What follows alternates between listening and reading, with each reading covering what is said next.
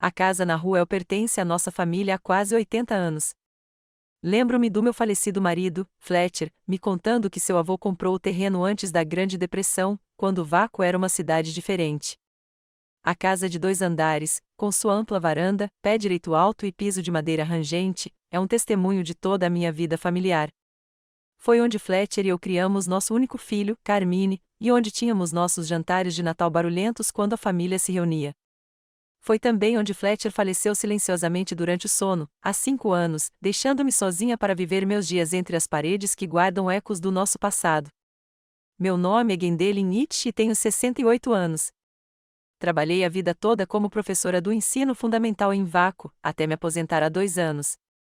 Muitos dos meus ex-alunos agora levam seus filhos para a mesma escola onde eu os ensinei a ler e escrever. Às vezes, eles param para conversar comigo quando me veem no supermercado ou no parque. Isso me aquece a alma, me lembrando de que minha vida não foi em vão. Waco é uma cidade pequena. Todos se conhecem. Adoro meus passeios matinais pelo bairro, cumprimentando os vizinhos, muitos dos quais moram aqui há décadas. A senhora Clark e seus invariáveis canteiros de rosas, o senhor Donnelly passeando com seu Dachshund idoso, a família Lorenzo administrando a pequena padaria na esquina, todos fazem parte do meu mundo, pequeno, mas aconchegante. Depois que Fletcher morreu, aprendi a viver sozinha. O primeiro ano foi o mais difícil. Acordei à noite, estendendo a mão para o lado dele da cama, e só encontrei lençóis frios. Cozinhei para 2 por hábito e só percebi meu erro quando me sentei à mesa, conversando com o vazio, como se ele ainda pudesse me ouvir. Mas o tempo cura, como dizem. Encontrei meu ritmo, minhas pequenas alegrias, jardinagem, leitura, reuniões semanais do Clube do Livro na biblioteca. Eu não estava exatamente feliz, mas em paz.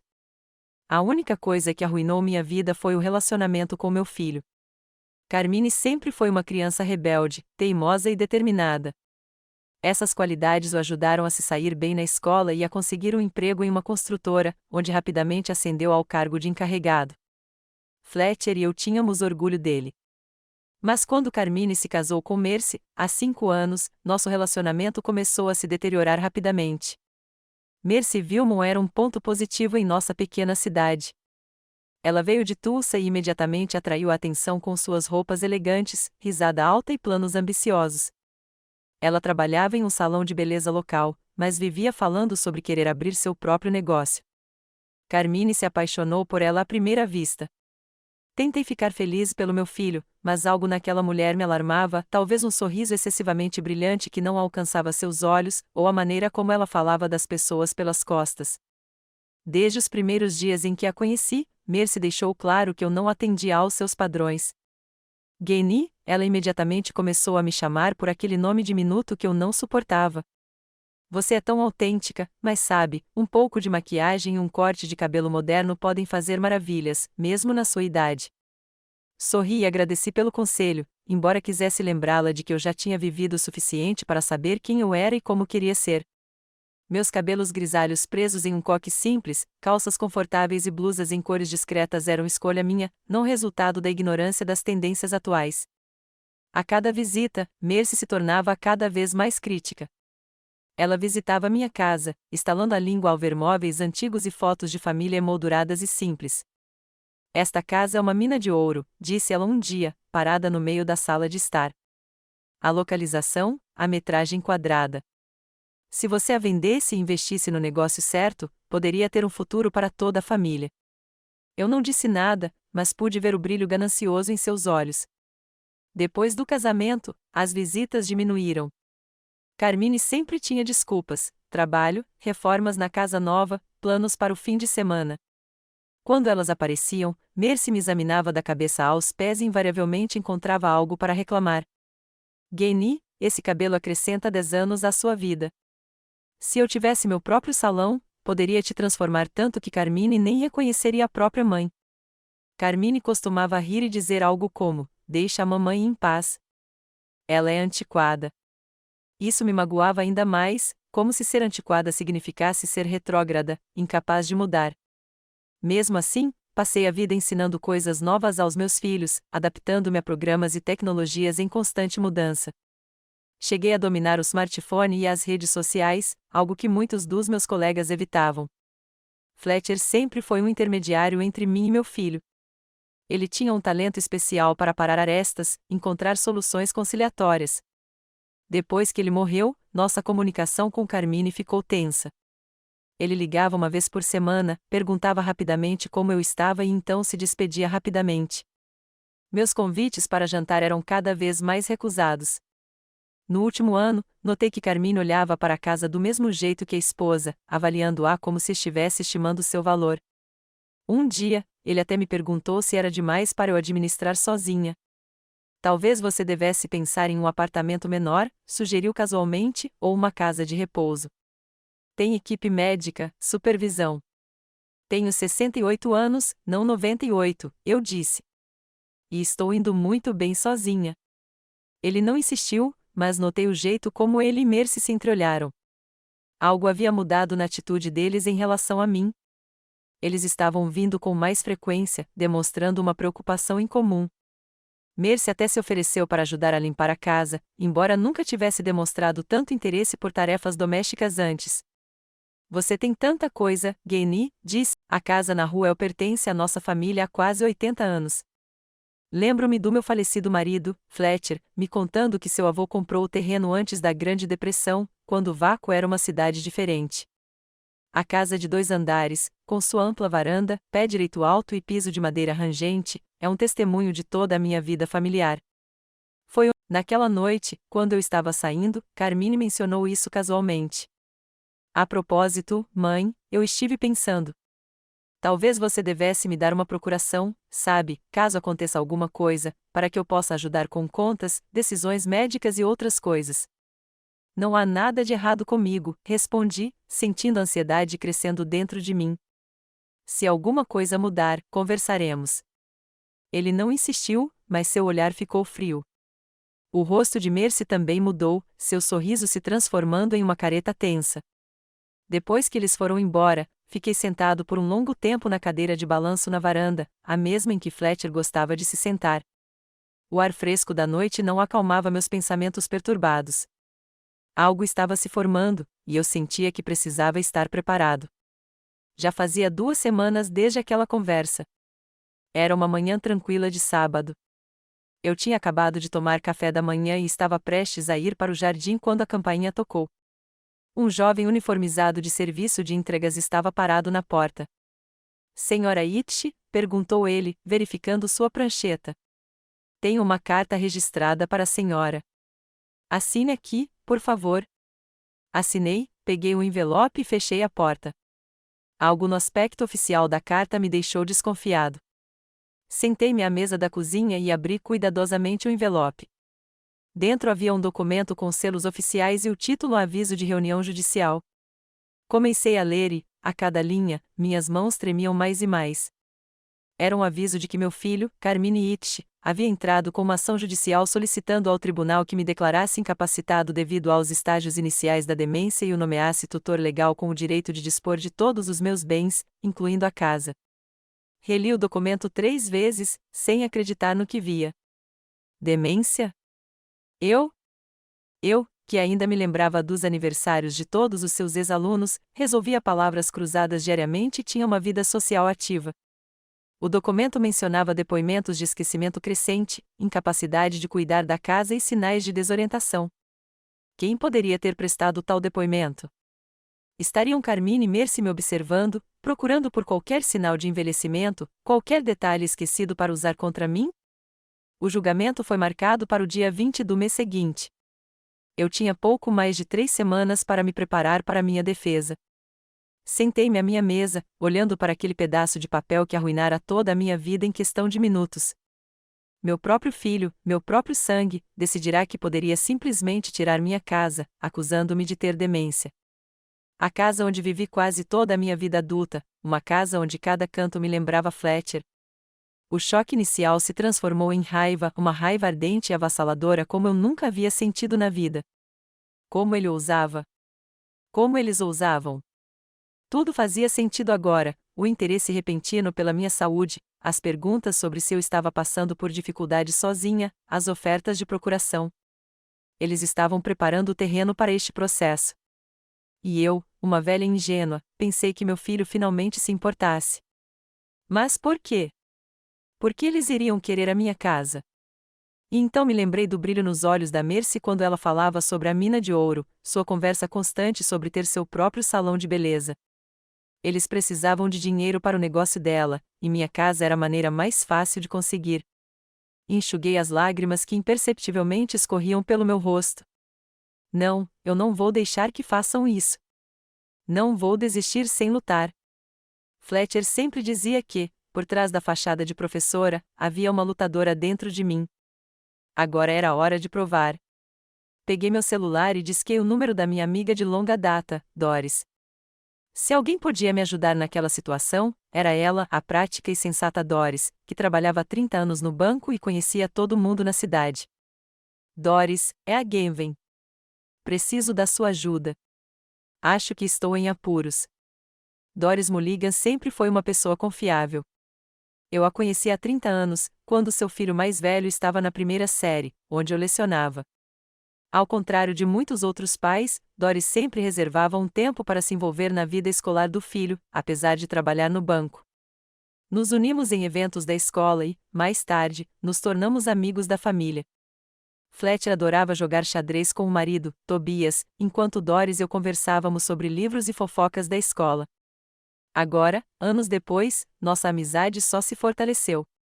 Depois que Fletcher morreu, Doris estava lá para mim, me ajudando a lidar com a minha dor e solidão. Ela aparecia todos os fins de semana com doces caseiros, me arrastava para passear quando eu estava pronta para ficar em casa por dias a fio, imersa em memórias. Eu sabia que podia confiar nela para qualquer coisa.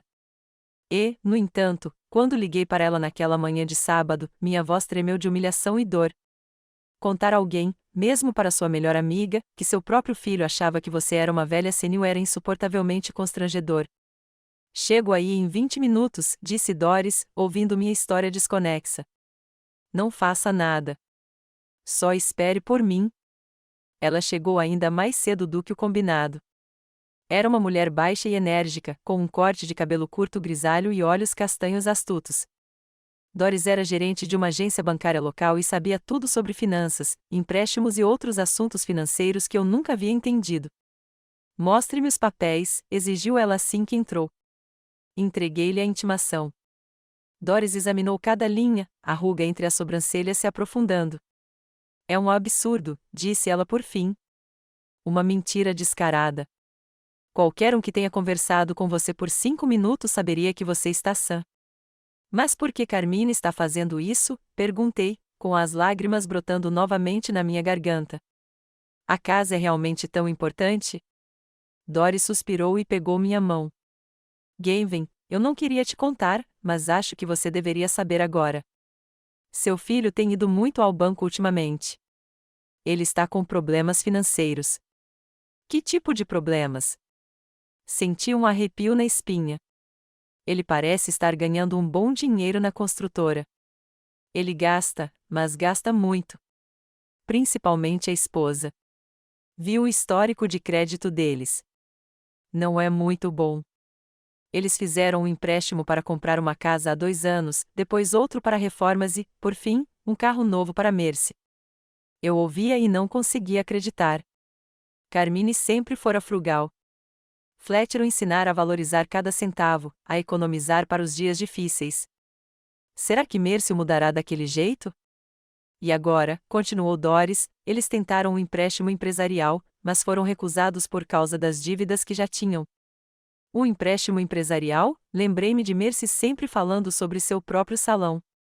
É, para abrir um salão de beleza. Mercy Magic. É assim que deveria se chamar. Sua nora apareceu com um plano de negócios ambicioso, devo acrescentar. Um salão de luxo com serviços completos, de cortes de cabelo a tratamentos de spa. Balancei a cabeça. Tudo estava se encaixando. O banco havia recusado o empréstimo e agora eles tinham encontrado outra maneira de conseguir o dinheiro, minha casa. O que devo fazer, Doris? A primeira coisa a fazer é contratar um bom advogado. Conheço um, não mais caro, mas muito experiente, Ramon Peck. Ele é especialista exatamente nesse tipo de coisa. Assenti, pegando meu caderno para anotar o nome. Além disso, Doris baixou a voz como se alguém pudesse nos ouvir. Eu verificaria os antecedentes da sua nora se fosse você. Ela veio de Tulsa, certo? O que ela fazia lá? De onde veio a experiência dela no ramo de salões? Você acha que tem algo suspeito acontecendo? Não sei, respondeu Doris honestamente. Mas algo me diz que vale a pena investigar um pouco mais a fundo. Sabe, Tobias tem um amigo que é investigador particular, Theobald Hay. Eu poderia conseguir os contatos dele. Mordi o lábio, hesitante. Um detetive particular? Parecia coisa de romance policial. Mas, por outro lado, se Carmine e Mercy iam jogar sujo, talvez eu devesse usar todos os meios à minha disposição. Ok, finalmente decidi. Descubra, por favor. Doris sorriu e apertou minha mão. É a coisa certa a fazer, Genven. Não vamos deixar que tirem a casa de você. Não depois de tudo que você passou. Na segunda-feira de manhã, eu já estava sentado no modesto escritório de Ramon Peck. Sua recepção era pequena, com móveis surrados e persianas antiquadas nas janelas, mas o próprio advogado me impressionou. Era um homem alto, na casa dos 50 anos, com olhos azuis astutos e um jeito calmo e confiante de falar. Senhora Itch, disse-lhe após analisar os documentos, esses casos infelizmente não são incomuns. Filhos que querem obter o controle do patrimônio dos pais frequentemente usam alegações de incapacidade. Mas não se preocupe, temos tempo para nos preparar. O que precisamos fazer? Perguntei, aliviada com sua afirmação. Primeiro, organizaremos um exame médico independente. Precisamos da opinião de um especialista que comprove sua plena capacidade. Segundo, coletaremos depoimentos de pessoas que se comunicam regularmente com você, vizinhos, amigos, ex-colegas. Terceiro, prepararemos documentos para comprovar que você administra sua casa de forma independente e bem-sucedida, paga suas contas e cuida da sua saúde. Assenti, tomando notas. O plano parecia razoável. Que tal? Hesitei, sem saber como expressar, uma investigação? Suspeitamos que minha nora possa ter um passado questionável. Ramon tamborilou os dedos na mesa, pensativo. Nesses casos, qualquer informação pode ser útil. Se quiser contratar um investigador particular, não me importo, mas observe que isso não terá nenhuma relação direta com o seu caso de competência. Eu entendo, mas acho importante saber com quem estou lidando. Nesse caso, vá em frente.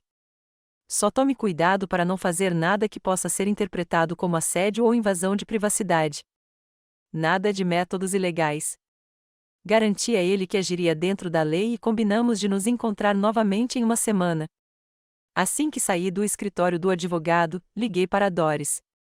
Você tem os contatos daquele detetive? Sim. Anote. Doris ditou o número para mim. Tobias já falou com ele. Ele está pronto para te encontrar. Theobald Hay morava nos arredores de Waco, numa pequena casa térrea cercada por um jardim bem cuidado. Quando fui até a casa dele naquela tarde, ele estava trabalhando no jardim, aparando as cercas vivas. Era um homem baixo e atarracado, com um rosto bronzeado e enrugado, e olhos atentos. Parecia ter uns 60 anos. Senhora Itch, ele deixou a tesoura de jardinagem de lado e limpou as mãos na calça jeans. Tobias me disse que a senhora viria. Entre em casa e conversaremos. Por dentro, a casa era tão arrumada quanto o jardim, móveis simples e funcionais, sem decorações desnecessárias. Nas paredes, havia alguns quadros, aparentemente de família. No canto da sala, havia uma escrivaninha com um laptop moderno, o único sinal de que o dono da casa não estava completamente desatualizado. Então, disse Theobald enquanto nos sentávamos à mesa da cozinha com xícaras de café, Tobias resumiu a situação. Seu filho quer tirar a casa de você usando um processo por incapacidade, e você suspeita que a esposa dele possa ter alguns segredos no armário. Concordei, sentindo-me um pouco constrangida. Parecia tudo tão errado, contratar um detetive para investigar o passado da minha própria nora. Mas o que mais eu poderia fazer? Mercy Vilmon, agora Itch, eu disse. Ela veio de Tulsa há uns 3 anos. Trabalhava num salão de beleza chamado Kuruzen de Laquer na rua principal. Sempre falava da vasta experiência que tinha no ramo de salões e do sonho de abrir o próprio negócio. Teobaldo estava anotando em um caderninho. O que exatamente você quer saber? Qualquer coisa que me ajude a entender por que eles estão tão desesperados para ficar com a minha casa. Se há algo no passado dela que possa ser útil para uma defesa no tribunal. O detetive assentiu. Entendi. Vou começar com uma verificação de antecedentes dela em Tulsa. Ver se ela trabalhou em salões de beleza de lá. Se ela teve algum problema legal, dívidas, processos, procedimento padrão. Quanto tempo vai levar? Depende do que eu encontrar. Posso ter os resultados iniciais em alguns dias. Uma investigação mais aprofundada, uma semana, talvez 2. Suspirei. A audiência estava marcada para dali a 3 semanas. O tempo era curto. Faça o que puder, senhor rei. Eu pago a taxa de urgência. Teobaldo, por favor, ele sorriu pela primeira vez desde o início da nossa conversa. E não se preocupe com a taxa extra. Gosto de casos como este, em que há uma oportunidade de justiça. Os dias seguintes se passaram em uma preparação febril para o julgamento. Passei por um exame médico com um neurologista recomendado por Ramon. O médico confirmou que eu não apresentava sinais de demência ou outro comprometimento cognitivo. Reuni cartas de apoio de vizinhos, ex-colegas de trabalho e até mesmo do diretor da escola onde trabalhei por quase 40 anos. Doris me ajudou a reunir todos os documentos financeiros para comprovar que eu pagava minhas contas, impostos prediais e seguro. Durante todo esse tempo, não tive notícias de Carmine. Ele não ligou. Não me visitou. Era como se, ao entrar com um processo, tivesse decidido me excluir completamente da vida dele até que o tribunal decidisse. Aquele silêncio doeu mais do que o próprio processo. Será que o dinheiro significava mais para ele do que o nosso relacionamento, ou Mercy insistira nesse comportamento? Eu não sabia o que pensar, e essa ignorância me doía o coração. No 5º dia depois de nos conhecermos, Teobaldo ligou. Senhora Itch, tenho os primeiros resultados. Acho que a senhora deveria vir dar uma olhada. Fui vê-lo imediatamente. Teobaldo me recebeu na porta com uma expressão séria. Entre, disse ele, me conduzindo para a sala de estar, onde um laptop e uma pilha de documentos impressos estavam espalhados sobre uma mesa. Consegui encontrar algo interessante sobre sua nora. Sentei-me no sofá, sentindo o coração disparar. O que foi? Primeiro de tudo, Mercy Vilmon não é Mercy Vilmon de verdade. O nome verdadeiro dela é Mercedes Wilson. Ela mudou de nome 6 meses antes de se mudar para Vácuo. Por quê? Perguntei, surpresa com a informação. Provavelmente para começar do zero. Teobaldo virou a tela do laptop para mim. Porque ela não tinha a melhor reputação em Tulsa. A tela abriu com uma matéria do jornal local de Tulsa de 2 anos atrás. A manchete dizia: Salão de beleza Beauty Crown fecha após escândalo sobre salários atrasados. Crown of Beauty, inclinei-me para ver melhor o texto. Ela era a dona do salão. Sim, Teobaldo assentiu. Ela o abriu no ano anterior a esta matéria. Pelo anúncio, era um salão de luxo com serviço completo. Mercedes Wilson. Tem uma foto dela na matéria. Com certeza é sua nora. Prometeu aos clientes e funcionários um serviço de luxo. Dei uma olhada na matéria. Dizia que o salão fechou repentinamente, deixando os funcionários sem salário nos últimos 2 meses. Clientes que haviam pago as assinaturas adiantadas também ficaram sem nada. O dono do salão desapareceu sem dar um motivo para o fechamento. Isso não é tudo, continuou Teobaldo, abrindo outra aba no navegador. Encontrei várias reclamações ao Better Business Bureau de ex-funcionários e clientes da Crown Beauty. Eles alegam que Mercedes Wilson usou contas falsas, cobrou preços exorbitantes de cosméticos e prometeu aos funcionários ações da empresa, o que nunca se concretizou. Olhei para a tela, sentindo a raiva crescer dentro de mim. Era o mesmo padrão de agora: promessas de montanhas douradas, planos ambiciosos, encontrar dinheiro para o grande sonho. Houve algum processo? Perguntei, lembrando-me das palavras do advogado sobre a importância das provas legais. Alguns pequenos processos de funcionários exigindo o pagamento de salários atrasados, respondeu Teobaldo, mostrando-me cópias impressas de documentos judiciais, mas a maioria deles não teve sucesso porque a empresa foi declarada falida e a Mercedes já havia desaparecido da cidade. E 6 meses depois, ela apareceu aqui em vácuo com um novo nome sem nenhuma menção ao seu negócio falido. Balancei a cabeça, atordoado com a extensão da farsa. Isso mesmo, Teobaldo assentiu. Ainda estou procurando. Quero encontrar alguns ex-funcionários que possam me dar mais informações, talvez até um depoimento, se for o caso. Obrigado, Teobaldo, eu disse sinceramente. Isso muda tudo. Não me agradeça antes da hora. Ele deu um leve sorriso. Só comecei a investigar. Quem sabe o que mais encontraremos? Saí da sala do detetive com o coração pesado, mas também com a sensação de que finalmente estava assumindo o controle da situação. Agora eu sabia com quem estava lidando. Mercy, ou Mercedes, não era apenas uma mulher ambiciosa com sonhos de ter seu próprio negócio. Ela era uma vigarista disposta a usar as pessoas para atingir seus objetivos. E, naquele momento, parecia que seu objetivo era minha casa, e meu próprio filho era o meio para atingir esse objetivo. 3 dias depois do nosso encontro, Teobaldo ligou novamente. Sua voz soava agitada, o que era incomum para aquele homem normalmente sereno.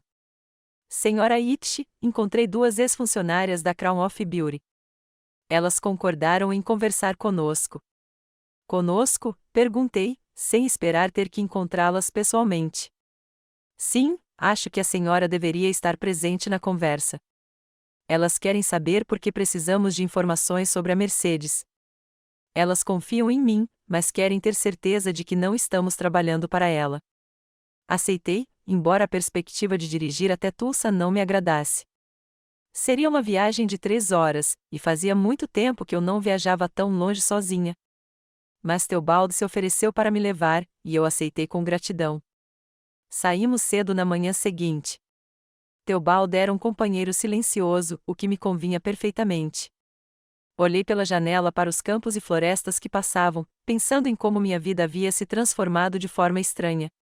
Há uma semana, eu era apenas uma viúva idosa vivendo uma vida tranquila em casa. Agora estou viajando para outra cidade para encontrar pessoas que possam me ajudar a expor uma nora fraudulenta. Fale-me sobre elas, perguntei a Teobaldo quando estávamos na metade do caminho para Tulsa. Audrey Voorhees, 32, era cabeleireira sênior no Crown of Beauty. Ela já havia trabalhado em vários outros salões em Tulsa e tinha uma boa reputação no meio profissional. Finley Taft, 27 anos, cosmetologista, especializada em tratamentos de spa e cuidados com a pele. Ambas trabalhavam no salão desde a inauguração e sofreram com o fechamento. Sofreram de que forma? Financeiramente e em termos de reputação. Mercedes os convenceu a deixar seus empregos anteriores com a promessa de altos salários e ações da empresa. Quando o salão fechou, eles ficaram sem 2 meses de salário. Além disso, Finley fez um empréstimo para investir no salão. Mercedes o convenceu de que era um ótimo investimento. Ele também havia perdido esse dinheiro. Balancei a cabeça, lutando para conter a raiva. Quantas vidas aquela mulher já havia arruinado com suas maquinações? E agora ela estava mirando na minha casa, usando meu filho como instrumento? E a reputação dela? Perguntei, lembrando-me das palavras de Teobaldo. Quando o salão fechou tão abruptamente, alguns clientes acharam que os funcionários estavam de conluio com a dona, especialmente aqueles que compraram assinaturas e vales presente. Correu boato na pequena comunidade da indústria da beleza de Tulsa de que não se podia confiar nos que trabalhavam na Crown of Beauty. Audrey e Finley tiveram dificuldade em encontrar novos empregos. Essa história só fortaleceu minha determinação.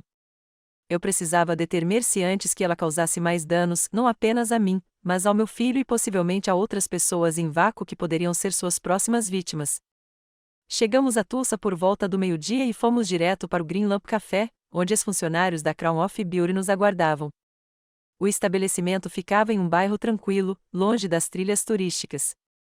Era aconchegante e não estava lotado, o lugar perfeito para uma conversa dessas.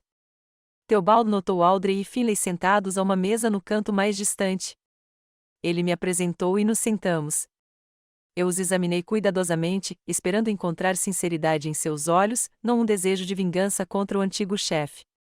Audrey era uma mulher alta e esguia, com cabelos castanhos curtos e olhos verdes expressivos. Suas mãos, com dedos longos e bem cuidados, mexiam nervosamente no guardanapo. Finley parecia ser um jovem magro, com uma barba bem cuidada e um olhar atento. Ele parecia mais calmo, mas notei que tamborilava os dedos na mesa, um sinal de excitação latente. Então, começou Audrey depois que pedimos café, o Sr. Rei disse que você estava procurando informações sobre Mercedes Wilson. Por quê? Decidi ser honesta. Essas pessoas mereciam saber a verdade. Ela se casou com meu filho, respondi. O nome dela agora é Mercy Itch. Eles moram em Waco, e ela trabalha em um salão de beleza local. Mas agora ela quer abrir seu próprio salão, o Mercy Magic. E para isso, ela precisa de dinheiro. A história se repete, murmurou Finley, balançando a cabeça. Sim, suspirei.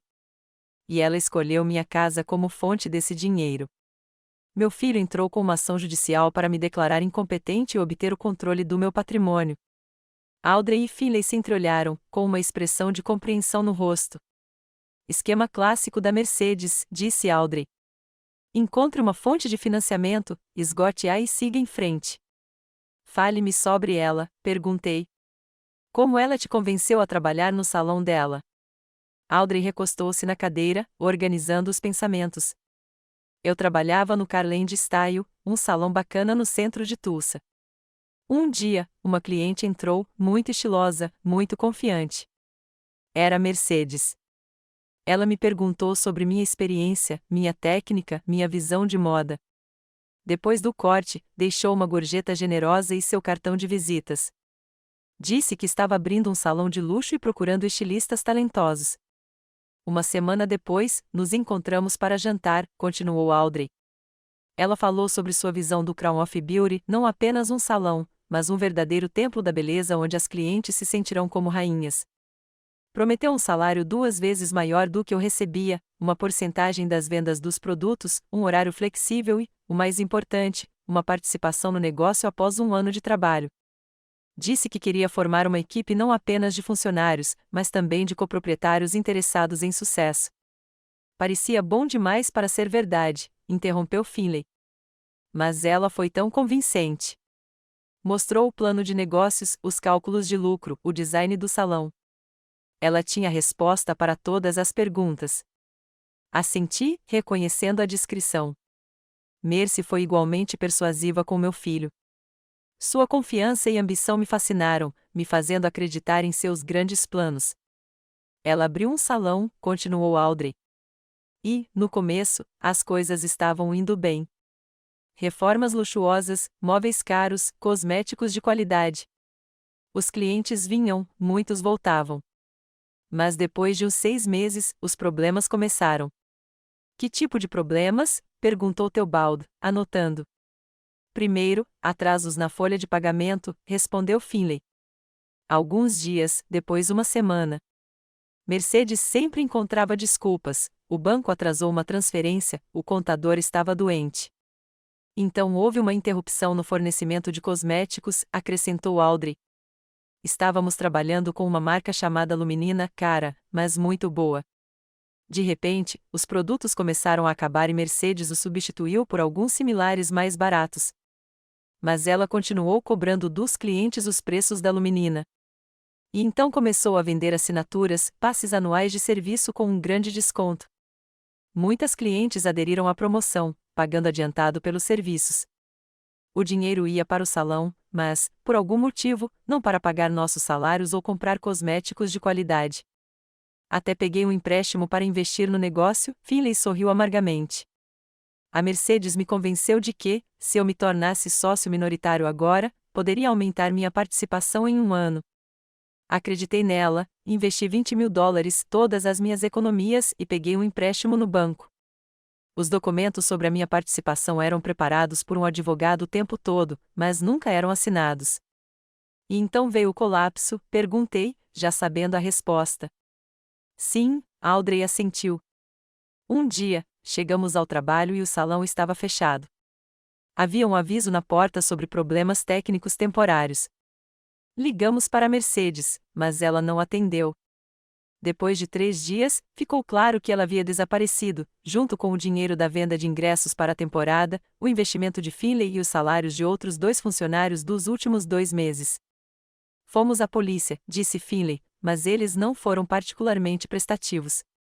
Tecnicamente, Mercedes não havia infringido a lei. O salão estava falido, mas o fato de ela saber disso com antecedência e continuar recebendo dinheiro era difícil de provar.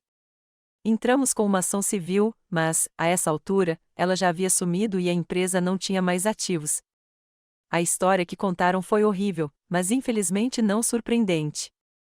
Eu tinha visto como Mercy havia encantado meu filho, como ela o fizera acreditar em seus grandes planos, e agora ela o estava usando para conseguir minha casa, mais uma fonte de financiamento para seu novo golpe. O que aconteceu com você depois que o salão fechou? Perguntei, sentindo genuína compaixão por aquelas pessoas. Foi difícil, admitiu Audrey. Em Tulsa, todos os salões se conhecem. Correram boatos de que estávamos em conluio com a Mercedes, de que estávamos envolvidos em fraudes com clientes. Alguns antigos clientes da Crown ligavam para outros salões, avisando sobre nós. Não consegui encontrar emprego por meses, tive que me mudar para Oklahoma City, recomeçar do zero e ainda estou pagando um empréstimo, acrescentou Finlay. Trabalhando em 2 empregos para sobreviver, e o sonho de ter meu próprio spa está em espera. Enquanto eu os ouvia, meu coração se apertou de dor e raiva. Aquela mulher havia destruído seus sonhos, roubado seu dinheiro, manchado sua reputação e agora faria o mesmo com meu filho e comigo. Eu quero impedi-la, eu disse com firmeza. Impedi-la de destruir mais vidas. Mas, para isso, preciso da sua ajuda. O que exatamente você quer que façamos? Perguntou Finlay, inclinando-se para a frente. Testemunho, respondeu Teobaldo em meu lugar, no tribunal, se necessário, sobre o que aconteceu em Tulsa, sobre o modus operandi dela, sobre como ela enganou as pessoas. Audrey e Finlay se entreolharam, seus rostos expressando dúvida e medo. Não tenho certeza se quero me envolver com ela de novo, disse Audrey lentamente. Levei muito tempo para reconstruir minha vida depois de A Coroa da Beleza. Eu entendo, eu disse suavemente. E eu não teria perguntado se não estivesse desesperada. Esta casa é tudo que me resta.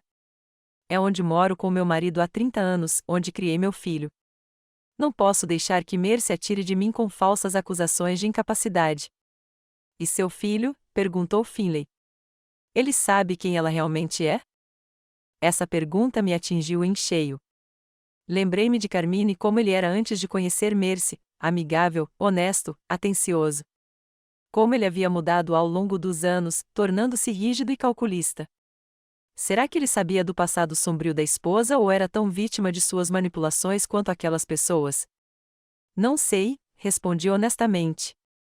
Mas acho que não. Meu filho não participaria conscientemente de uma fraude. Ela deve tê-lo convencido de que eu estava realmente perdendo a cabeça, que seria melhor me mudar para uma casa de repouso ou um apartamento pequeno.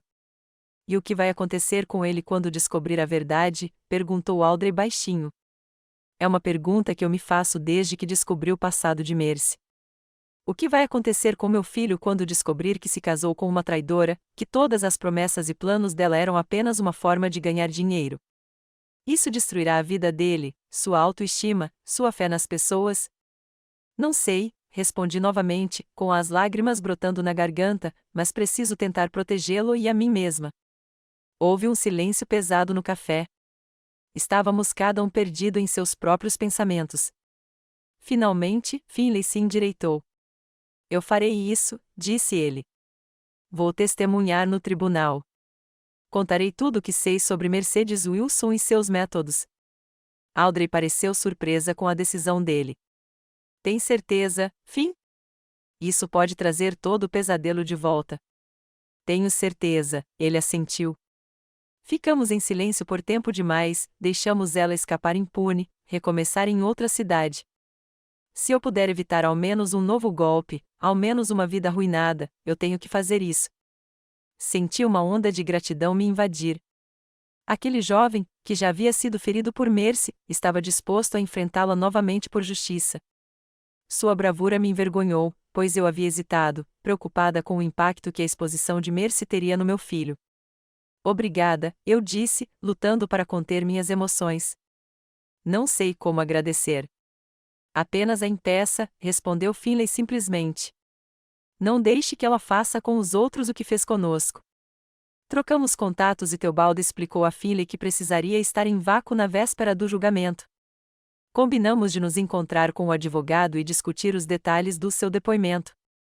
Enquanto nos despedíamos do lado de fora do café, Audrey de repente me abraçou. Cuidado, sussurrou. Mercedes é perigosa não fisicamente, mas é uma manipuladora habilidosa. Quando se sente ameaçada, torna-se implacável. Assenti, entendendo o que ela queria dizer. Mercy não medirá esforços para conseguir o que quer. E agora que eu estava no caminho dela, ela faria qualquer coisa para me destruir. A viagem de volta para Vácuo transcorreu em silêncio. Refleti sobre o que ouvirá, sobre o que estava por vir. Perguntas sem resposta giravam em minha cabeça. Estou fazendo a coisa certa ao expor Mercy ao meu filho e à cidade inteira? O que aconteceria com Carmine quando descobrisse a verdade sobre a esposa? Será que ele conseguiria me perdoar por essa exposição? Mas a grande questão era simples: eu tinha escolha? E a resposta era igualmente simples: não. Eu precisava me proteger, proteger minha casa, minha vida. E se isso significasse destruir as ilusões do meu filho sobre a esposa, que assim fosse. À medida que nos aproximávamos de Vácuo, minha determinação só se fortalecia. Eu lutaria essa batalha até o fim, não importando quão amarga fosse a vitória. Na véspera do julgamento, não consegui encontrar um lugar para ir. Finlay viajou para Vácuo e se encontrou com Ramon Peck para se preparar para o depoimento. O advogado ficou satisfeito. Ter uma testemunha que possa corroborar o passado questionável de Mercy nos dá uma grande vantagem, explicou-me. Não é uma prova direta da sua capacidade, mas coloca em questão os motivos do autor. Se o juiz perceber que o motivo do autor não é uma preocupação com o seu bem-estar, mas o desejo de confiscar bens para financiar um esquema comercial duvidoso, isso fará uma grande diferença na sua decisão. Assenti, entendendo a lógica, mas meu coração estava pesado. Amanhã, eu confrontaria meu próprio filho publicamente, exporia a esposa dele como uma fraude. Era uma escolha que eu nunca quis fazer. À noite, sentei-me na varanda, observando o pôr do sol. As lembranças me inundaram, de Fletcher, do pequeno Carmine, dos anos felizes passados nesta casa. Lembrei-me de ensinar meu filho a andar de bicicleta nesta mesma rua, de como Fletcher construiu uma casa na árvore para ele no jardim, de como preparamos o jantar de ação de graças juntos, rindo e brincando na cozinha. Onde tudo deu errado. Quando meu filho amoroso se transformou em um homem capaz de processar a própria mãe para incapacitar a si mesmo por dinheiro. A culpa foi só da Mercy ou eu também tinha deixado passar alguma coisa na minha criação de filhos? Esses pensamentos me assombravam enquanto eu ia para a cama. O sono não vinha, e eu me virava na cama, olhando para o teto. Amanhã é o dia do julgamento. Amanhã eu descobriria se manteria minha casa e minha independência, e amanhã eu poderia perder meu filho para sempre. Com esse pensamento amargo, encarei o amanhecer, sem ter pregado os olhos durante a noite. A manhã do julgamento estava clara e fresca.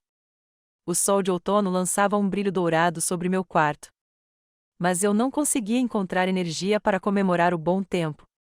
Ao sair da cama depois de uma noite sem dormir, senti-me derrotado, mas determinado.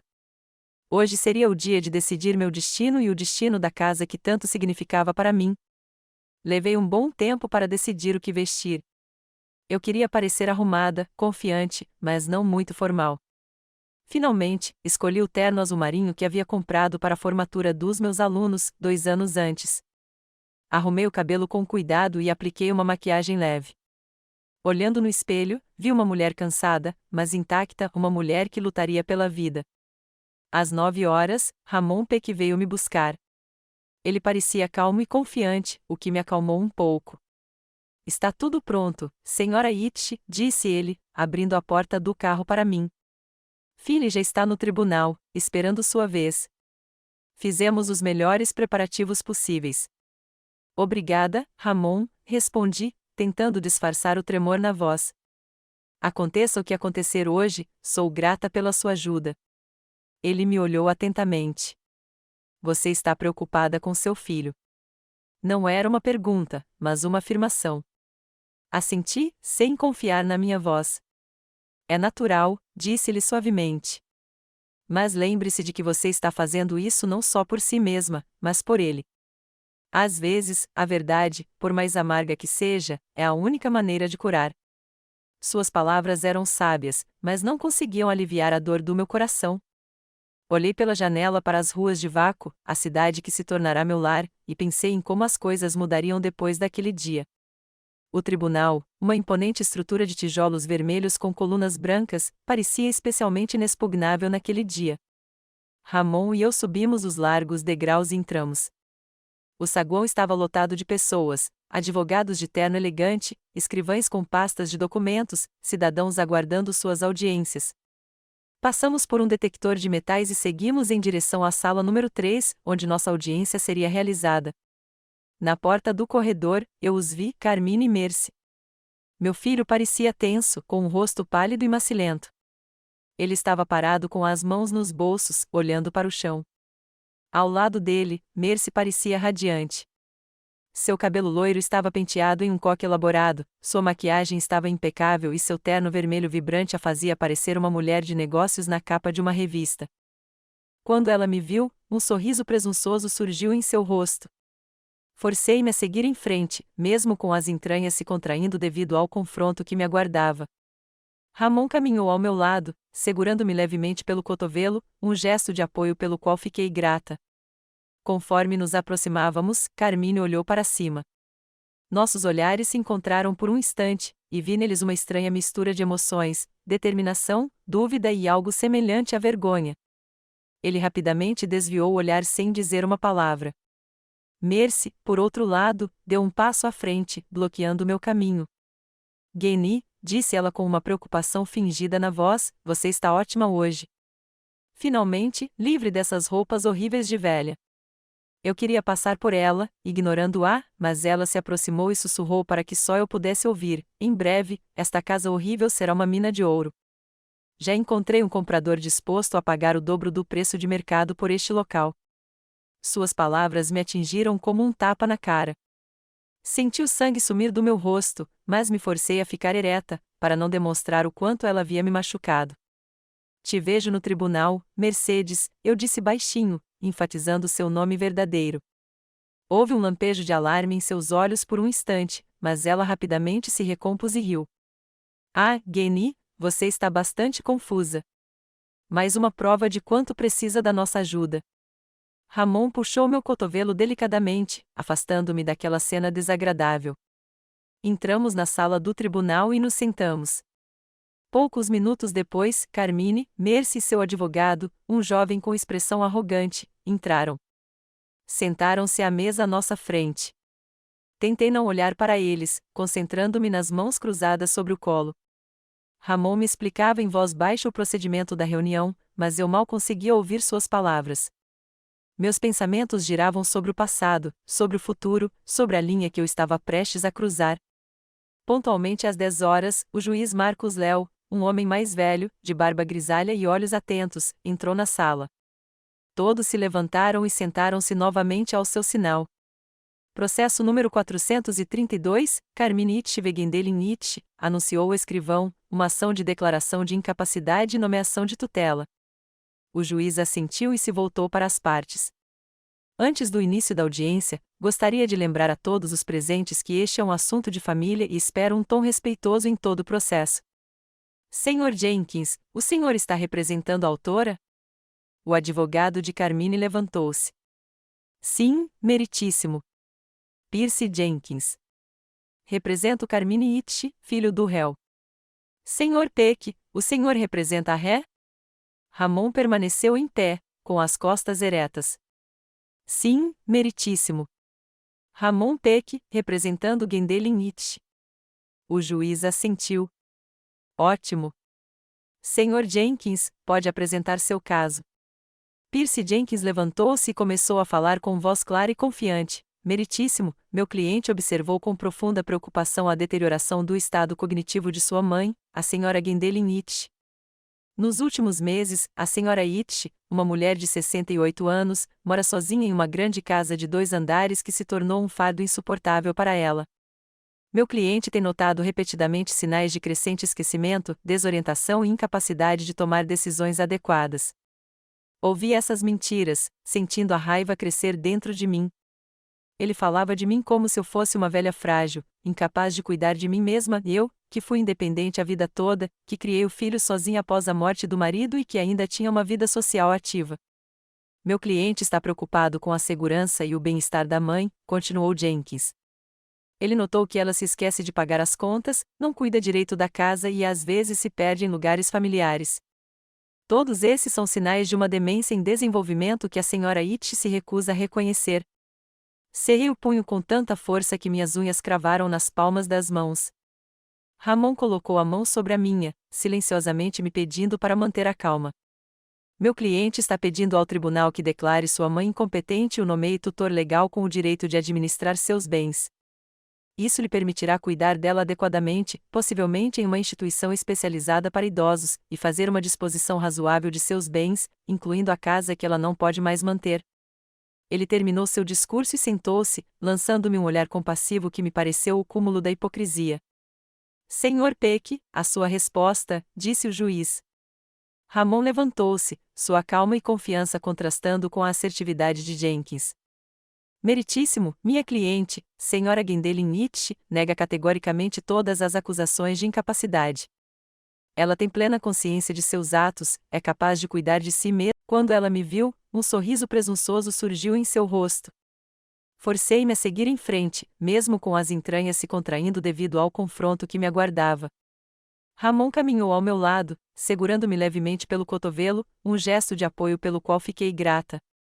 Conforme nos aproximávamos, Carmine olhou para cima.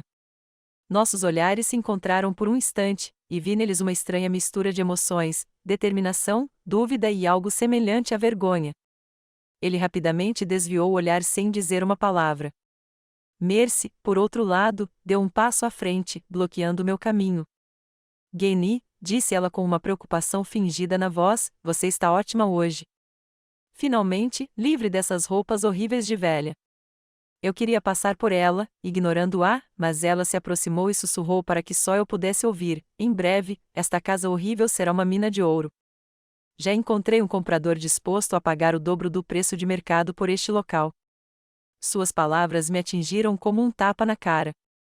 Senti o sangue sumir do meu rosto, mas me forcei a ficar ereta, para não demonstrar o quanto ela havia me machucado. Te vejo no tribunal, Mercedes, eu disse baixinho, enfatizando seu nome verdadeiro. Houve um lampejo de alarme em seus olhos por um instante, mas ela rapidamente se recompôs e riu. Ah, Guenille, você está bastante confusa. Mais uma prova de quanto precisa da nossa ajuda.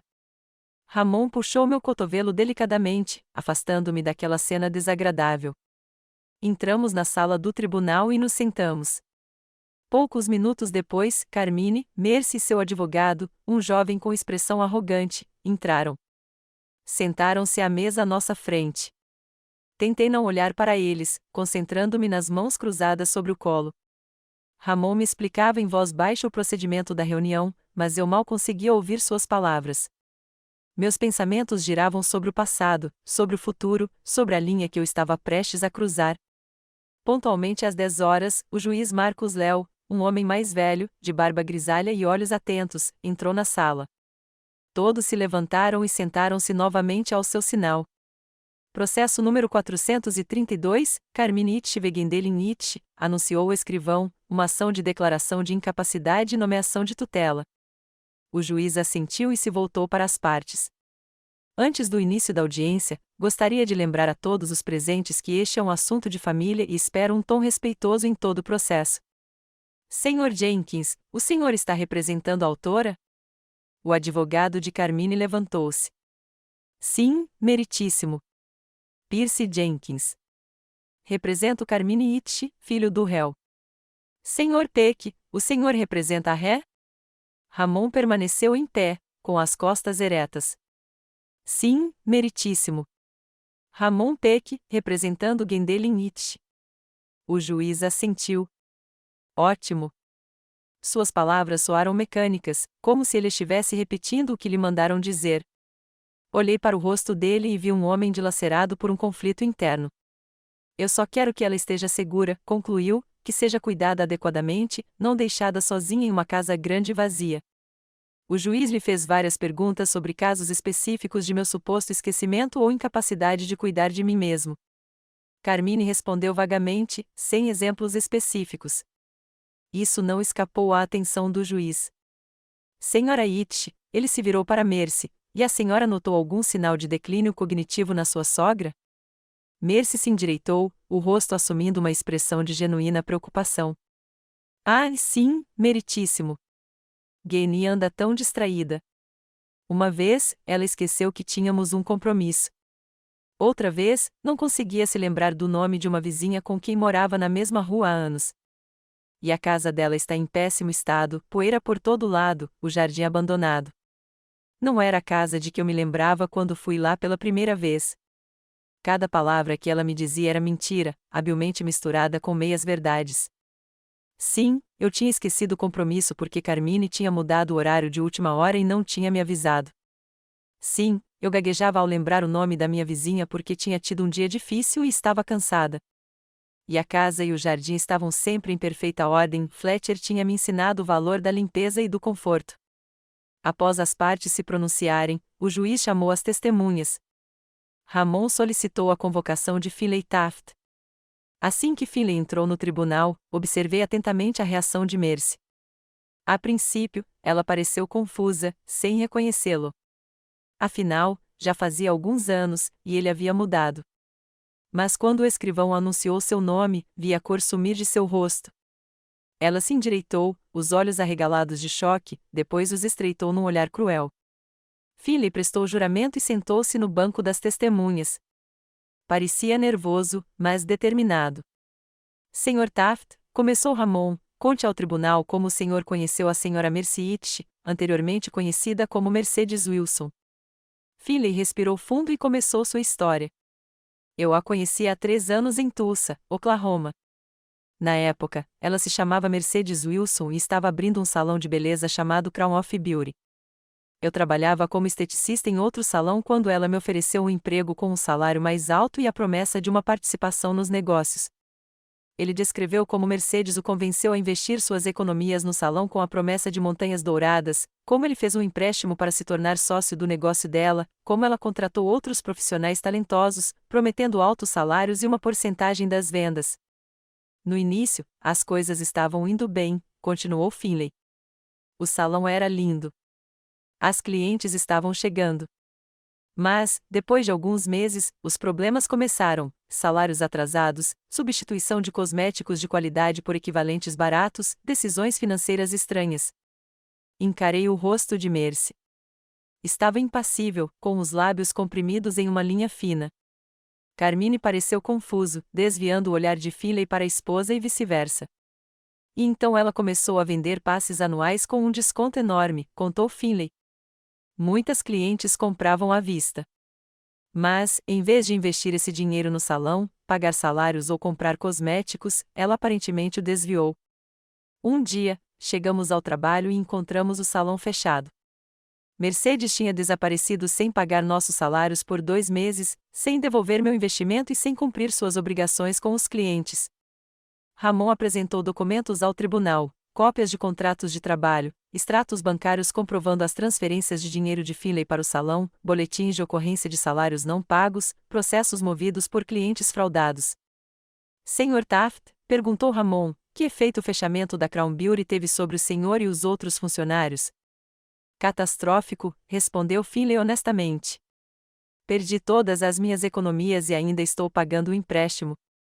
Minha reputação profissional foi prejudicada. Muitas pessoas em Tulsa achavam que nós, funcionários, estávamos de conluio com a Mercedes. Tive que me mudar para outra cidade, começar do zero. E sei que não fui o único a sofrer. Todos os funcionários da Crown Beauty estavam em situação semelhante. Houve silêncio absoluto no tribunal durante esta história. Vi as pessoas presentes na audiência olharem ao redor, chocadas. Carmine estava sentado com a cabeça baixa, os ombros caídos, e Mercy parecia prestes a explodir de raiva. O advogado de Carmine tentou desacreditar o depoimento de Finlay durante o interrogatório, insinuando que ele poderia ter tido motivos pessoais para caluniar Mercy, mas Finlay permaneceu calmo e confiante, com sua história coerente e apoiada por documentação. Quando Finlay terminou de depor, o juiz pediu um breve recesso. Vi Carmine e Mercy discutindo furiosamente em um canto da sala, com os rostos tensos e os gestos bruscos. O advogado tentou acalmá-los, mas sem sucesso. Ramon veio até mim. Está tudo indo bem, disse-lhe calmamente. O depoimento de Finlay causou uma forte impressão no juiz. E seu filho parece estar chocado também. Assenti, sentindo-me estranhamente vazio. Suas palavras soaram mecânicas, como se ele estivesse repetindo o que lhe mandaram dizer. Olhei para o rosto dele e vi um homem dilacerado por um conflito interno. Eu só quero que ela esteja segura, concluiu, que seja cuidada adequadamente, não deixada sozinha em uma casa grande e vazia. O juiz lhe fez várias perguntas sobre casos específicos de meu suposto esquecimento ou incapacidade de cuidar de mim mesmo. Carmine respondeu vagamente, sem exemplos específicos. Isso não escapou à atenção do juiz. Senhora Itch, ele se virou para Mercy, e a senhora notou algum sinal de declínio cognitivo na sua sogra? Mercy se endireitou, o rosto assumindo uma expressão de genuína preocupação. Ah, sim, meritíssimo. Gueni anda tão distraída. Uma vez, ela esqueceu que tínhamos um compromisso. Outra vez, não conseguia se lembrar do nome de uma vizinha com quem morava na mesma rua há anos. E a casa dela está em péssimo estado, poeira por todo lado, o jardim abandonado. Não era a casa de que eu me lembrava quando fui lá pela primeira vez. Cada palavra que ela me dizia era mentira, habilmente misturada com meias-verdades. Sim, eu tinha esquecido o compromisso porque Carmine tinha mudado o horário de última hora e não tinha me avisado. Sim, eu gaguejava ao lembrar o nome da minha vizinha porque tinha tido um dia difícil e estava cansada. E a casa e o jardim estavam sempre em perfeita ordem. Fletcher tinha me ensinado o valor da limpeza e do conforto. Após as partes se pronunciarem, o juiz chamou as testemunhas. Ramon solicitou a convocação de Finlay Taft. Assim, o juiz voltou-se para as partes. Em vista da desistência da ação, considero o caso encerrado. A senhora Gwendoline Itch é considerada plenamente capaz, e não há restrições a ela. Caso arquivado, anunciou o juiz Léo, batendo o martelo. A senhora Gwendoline Itch é considerada plenamente capaz, e não há restrições a ela. A autora retirou sua petição, considerando-a improcedente. Obrigado a todos. Essas palavras soaram como música para mim, mas a alegria da vitória foi ofuscada pelo que via à minha frente. Mercy, cujo rosto passara de pálido a vermelho de raiva, levantou-se de um salto. Seu cabelo perfeito estava desgrenhado e seus olhos lançavam raios. É uma conspiração, gritou ela, apontando um dedo trêmulo primeiro para mim, depois para Finlay. Eles estão conspirando contra mim? Tudo o que aquele homem disse é mentira. Ele está me perseguindo há anos por vingança pessoal. Senhora Itch, disse o juiz severamente, peço que se acalme. Este tribunal está encerrado, e quaisquer outras palhaçadas como essa podem ser consideradas desacato. Mas Mercy não pareceu ouvi-lo. Ela se virou para Carmine, que ainda estava sentado com a cabeça baixa. E você? Sua voz tremeu de raiva. Você simplesmente desistiu do processo sem nem me consultar?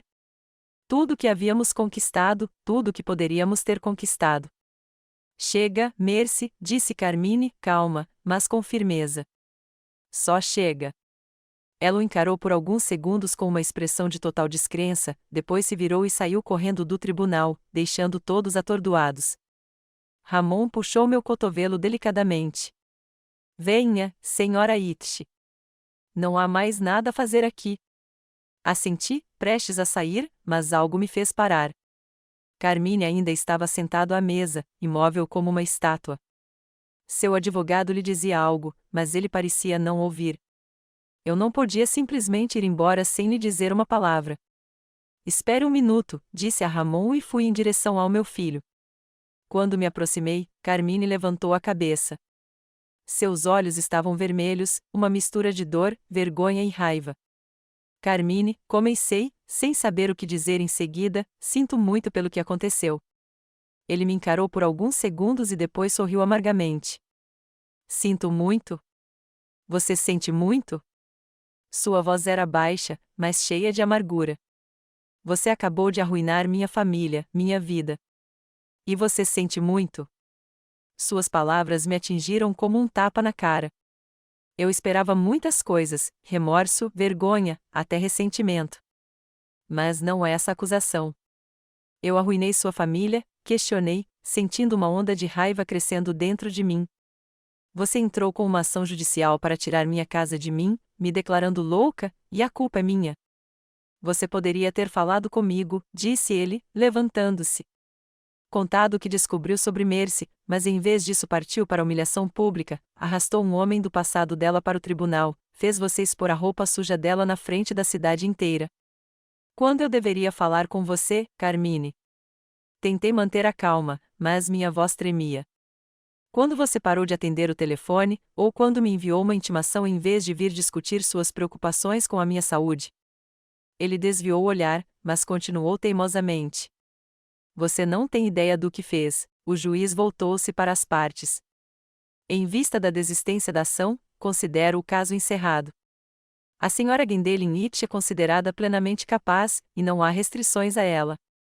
Caso arquivado, anunciou o juiz Léo, batendo o martelo. A senhora Gwendoline Nietzsche é considerada plenamente capaz, e não há restrições a ela. A autora retirou sua petição, considerando-a improcedente. Obrigado a todos. Essas palavras soaram como música para mim, mas a alegria da vitória foi ofuscada pelo que via à minha frente. Mercy, cujo rosto passara de pálido a vermelho de raiva, levantou-se de um salto. Seu cabelo perfeito estava desgrenhado e seus olhos lançavam raios. É uma conspiração, gritou ela, apontando um dedo trêmulo primeiro para mim, depois para Finley. Eles estão conspirando contra mim? Tudo o que aquele homem disse é mentira. Ele está me perseguindo há anos por vingança pessoal.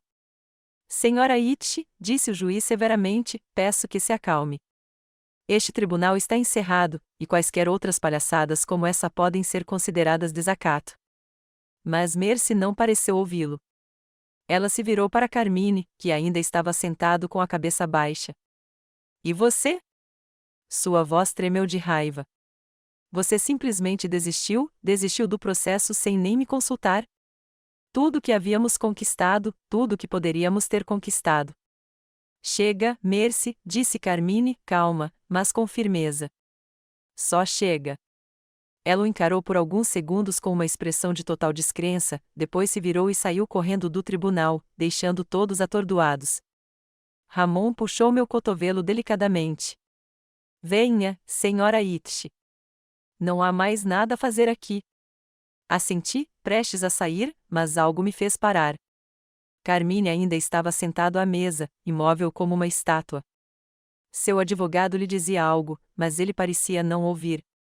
Eu não podia simplesmente ir embora sem lhe dizer uma palavra. Espere um minuto, disse a Ramon e fui em direção ao meu filho. Quando me aproximei, Carmine levantou a cabeça. Seus olhos estavam vermelhos, uma mistura de dor, vergonha e raiva. Carmine, comecei, sem saber o que dizer em seguida, sinto muito pelo que aconteceu. Ele me encarou por alguns segundos e depois sorriu amargamente. Sinto muito? Você sente muito? Sua voz era baixa, mas cheia de amargura.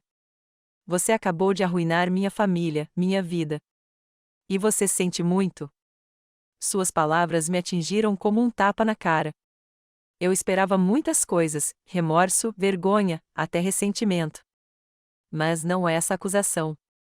Eu arruinei sua família, questionei, sentindo uma onda de raiva crescendo dentro de mim. Você entrou com uma ação judicial para tirar minha casa de mim, me declarando louca, e a culpa é minha. Você poderia ter falado comigo, disse ele, levantando-se. Contado o que descobriu sobre Mercy, mas em vez disso partiu para a humilhação pública, arrastou um homem do passado dela para o tribunal, fez você expor a roupa suja dela na frente da cidade inteira. Quando eu deveria falar com você, Carmine? Tentei manter a calma, mas minha voz tremia. Quando você parou de atender o telefone, ou quando me enviou uma intimação em vez de vir discutir suas preocupações com a minha saúde? Ele desviou o olhar, mas continuou teimosamente. Você não tem ideia do que fez. A cidade inteira vai falar sobre isso. Como eu vou olhar as pessoas nos olhos? Como vou construir uma carreira se todo mundo sabe que minha esposa é uma fraude? E como eu ia olhar as pessoas nos olhos se você tivesse conseguido o que queria? Retruquei. Quando todo mundo acha que eu sou uma velha senil que não consegue se cuidar. E o que aconteceria com ele e Mercy agora? Será que ele conseguiria perdoá-la pela mentira, ou o casamento deles ruiria sob o peso das revelações? A ideia de que eu poderia ter causado o divórcio do meu filho era dolorosa. Mas não era melhor saber a verdade amarga agora do que continuar vivendo uma mentira? Não percebi que estava escurecendo. Estava sentado na varanda, absorto em meus pensamentos, quando ouvi o som de um carro parando. Meu coração disparou. Carmine voltaria para falar comigo? Mas não era o carro dele. Uma caminhonete desconhecida parou em frente à casa, e Theobald Rey desceu. Ele subiu na varanda, segurando uma pasta. Boa noite, senhora Itch, disse ele. Espero que não seja tarde demais para uma visita. Não, de jeito nenhum. Acendi a luz da varanda. Entre e sente-se. Gostaria de um chá. Ele sentou-se na cadeira de Vime à minha frente. Ouvi dizer que o caso foi arquivado a seu favor. Parabéns. Obrigada, sorri fracamente. Mas houve pouca alegria naquela vitória. Theobald assentiu, compreensivo. Conflitos familiares são sempre difíceis, especialmente quando você tem que escolher entre a verdade e os relacionamentos. Trouxe chá para ele e ficamos em silêncio por um tempo, aproveitando a noite tranquila. Finalmente, Theobald me entregou uma pasta. Eu queria te dar isto, informações que reuni sobre Mercy Itch e seu passado. Você não precisa mais delas para o julgamento, mas podem ser úteis no futuro. Peguei a pasta, sem saber o que fazer com ela. Será que eu queria saber ainda mais sobre os negócios obscuros da minha nora? Já não bastava o que já tinha sido revelado no tribunal? Tem algo interessante aí, acrescentou Theobald, percebendo minha hesitação. Contatos de outras pessoas que foram vítimas dos golpes dela, não apenas em Tulsa, mas em outras cidades. Acontece que a Coroa da Beleza não foi o primeiro projeto dela. Abri a pasta e comecei a examinar os arquivos, artigos de jornais locais, cópias de reclamações ao Better Business Bureau, capturas de tela de postagens em redes sociais. As histórias de pessoas que perderam dinheiro para Mercy eram notavelmente semelhantes, as mesmas promessas, os mesmos esquemas, a mesma mudança repentina de nome e a mesma mudança para outra cidade. Ela já fez isso antes, murmurei, virando as páginas. Em Birmingham, Alabama, depois em Shreveport, Louisiana, agora em Tulsa, e cada vez com um nome novo. Sim, Theobald assentiu. Ela é uma vigarista profissional e nunca parece ficar no mesmo lugar por muito tempo. Continuei lendo, sentindo a raiva crescendo dentro de mim. Quantas vidas ela havia arruinado com seus golpes? Quantas pessoas ficaram com dívidas, reputações arruinadas, sonhos despedaçados? A pasta também continha informações de contato, nomes, endereços de e-mail, números de telefone de pessoas afetadas pelas ações de Mercy. Finley era apenas uma entre muitas. Por que você está me mostrando isso? Perguntei, erguendo os olhos para Theobald. Porque você não é a única vítima, respondeu ele simplesmente. E pode não ser a última. Se Mercy deixar vácuo, ela recomeçará em outra cidade, com um nome diferente, com novas vítimas. Ponderei suas palavras. Meu dever havia terminado ali? Eu havia protegido meu lar, exposto Mercy a Carmine. Não era o suficiente? Meus devaneios foram interrompidos pelo som do telefone. O número era desconhecido. Gwendoline Itch, atendi. Senhora Itch, aqui é Finley Taft. Peço desculpas pela ligação tardia, mas achei que a senhora deveria saber. Acabei de receber algumas mensagens de ex-colegas da Crown Beauty. Eles descobriram sobre o julgamento e que eu testemunhei contra Mercy. Eles estão lhe agradecendo por não ter medo de enfrentá-la, por expor publicamente o golpe dela. Eu não sabia o que dizer. Muitos deles ainda estão pagando dívidas, continuou Finley. Alguns perderam suas casas. Alguns perderam seus empregos. Mas o pior de tudo é que eles achavam que nunca veriam justiça, que Mercy sempre se safaria. O que você fez hoje lhes dá esperança. Suas palavras tocaram algo profundo dentro de mim. Lembrei-me da sensação de impotência quando recebi a intimação, da sensação de que o mundo inteiro tinha se voltado contra mim, de que a verdade não importava se alguém tinha dinheiro e influência. Quantas outras pessoas se sentiram da mesma forma em relação a Mercy? Obrigada por ligar, Finley, eu disse. Significa muito para mim. Depois que a conversa terminou, fiquei olhando para a pasta de arquivos que Theobald havia trazido. Uma decisão estava amadurecendo dentro de mim que teria parecido impossível apenas algumas horas antes. Quero entrar em contato com essas pessoas, eu disse a Theobald. Todos que foram feridos pela Mercy. Talvez juntos possamos realizar o que não conseguimos sozinhos.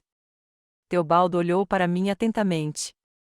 Você tem noção de que este pode ser um processo longo e complicado, e que seu filho pode ver isso como mais uma traição sua?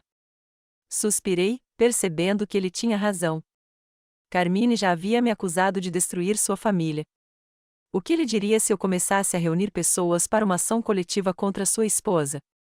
Mas então me lembrei das palavras de Finley sobre a esperança que minha audiência no tribunal havia dado às outras vítimas de Mercy, pessoas que ainda pagavam dívidas por causa da fraude dela, pessoas que poderiam ser suas próximas vítimas se ela recomeçasse em uma nova cidade. Eu entendo o risco, eu disse com firmeza.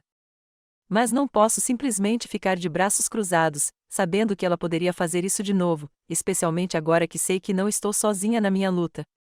Theobald assentiu, com um brilho de respeito nos olhos. Nesse caso, eu te ajudo. Tenho conexões no meio jurídico, conhecidos em outras cidades onde a Mercy atuou. Juntos, podemos construir um caso forte o suficiente.